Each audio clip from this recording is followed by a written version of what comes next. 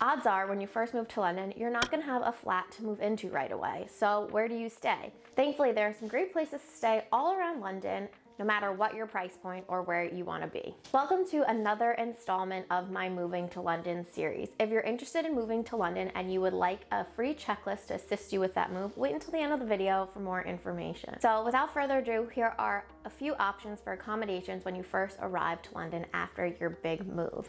Number one, ask around for a place to stay. I always think it's best to start with the free option first, and staying with someone you know or staying with a friend of a friend will help you save a lot of money. It's definitely the best way to go because when you first arrive, you're not going to want to spend money on a place to stay. You're going to want to spend money on your rent in your new flat. When I decided I was going to move, I reached out to all of my friends who lived in London. I was really lucky because I had a friend whose parents were more than willing to let me crash at their house. They told me I could stay for as long as I needed until I found a place to live. And when I did find a place to live, I ended up just sending them some flowers to thank them for their hospitality. If you don't personally know someone who lives in London, just reach out to everyone you know anyways. Odds are at least one person you know from your past has a friend of a friend of a friend who lives there and will be more than willing to let you crash on their couch. Just make sure you buy them some wine, maybe take them out to dinner to say thank you. Speaking of couches, another great way to find a place to stay when you first move to London is by using couchsurfing. I've personally never used this before, but I have a lot of friends who swear by it. Not only will you have a free place to stay when you arrive, you'll usually be staying with a local, someone who loves to travel, someone who will definitely know some cool spots to check out.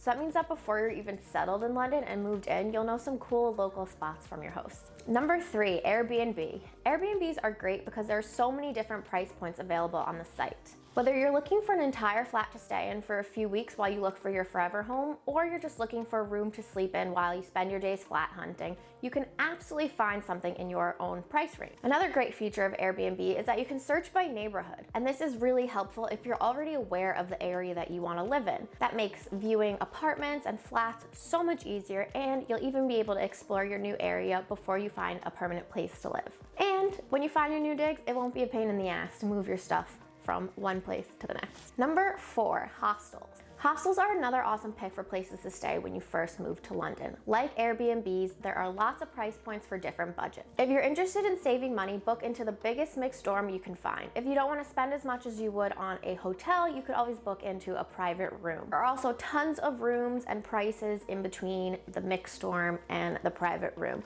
One of my favorite hostels in London is Wombats, so check them out. And if you're staying in a hostel, it's usually easy to extend if you're having trouble finding a place to rent. So if you are wanting to take your time, a hostel is a great way to do this because they're not going to kick you out unless they're fully booked, which I haven't really experienced that before, but it's really easy to extend as long as you let them know the day before you're meant to check out. And number five, hotels. I wouldn't really suggest staying in a hotel when you first move here because you could easily spend an entire month of rent on 1 week in a hotel, and that just is a waste of money in my opinion. But if money is no option for you, there are many gorgeous hotels around London that would be great to stay in when you get here. There are also some great deals on apps like Hotel Tonight, which offers heavily discounted reservations to hotels that would usually cost an arm and a leg. And there you have it. Those are 5 places you could stay when you first move to London. If you're interested in getting your own free Moving to London checklist, please sign up to my newsletter via the link in my description below. And if you liked what you saw, please leave a comment, give the video a thumbs up, hit the subscribe button.